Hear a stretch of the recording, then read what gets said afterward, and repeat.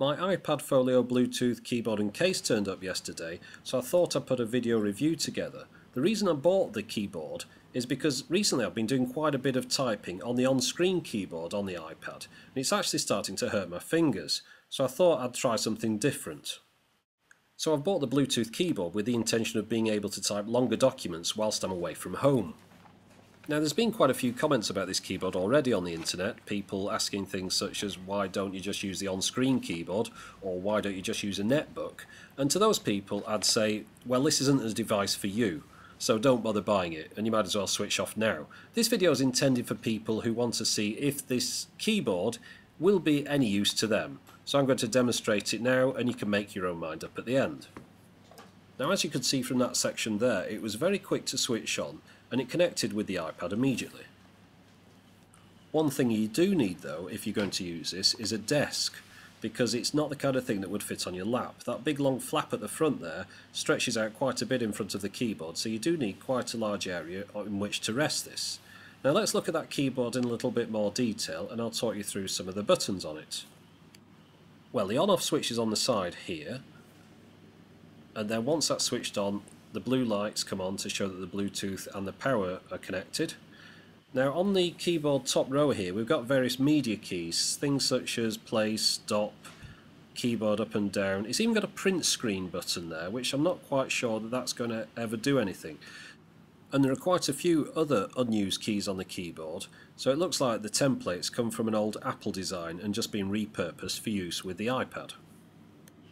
The plain white box that the keyboard came in had "Made in China" written on the side, but they needn't have put that on because from the first glance of the keyboard you could tell where it had been made. The instruction manual's in some kind of gobbledygook, and you can tell from the feel of the thing that it's made to fit a certain price. Now don't get me wrong, I'm not saying that this thing's poorly put together, but it does feel more like a £10 keyboard and a £10 case, rather than a £65 keyboard and case.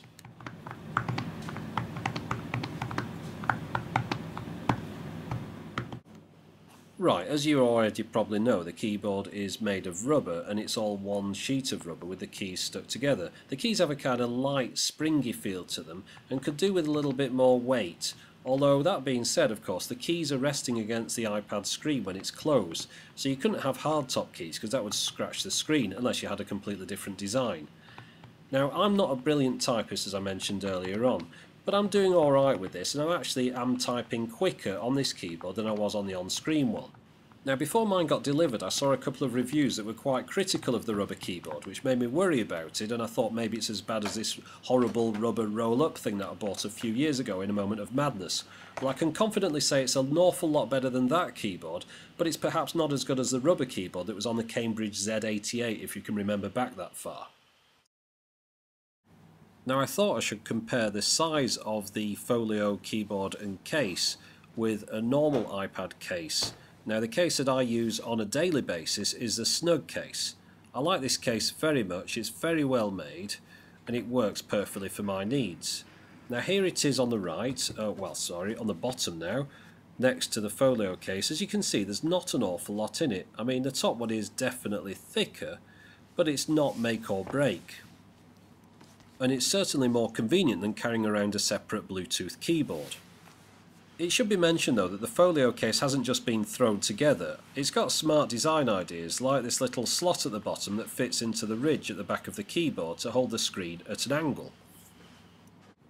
I believe the first batch of these that went out charged off a dock connector rather than the mini USB port that mine uses.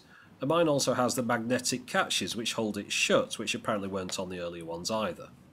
According to the manual, the battery takes about 4.5 hours to charge, it'll work non-stop for 90 hours, it'll stand by for 100 days, but it has a theory of working time of 25 days, whatever that means.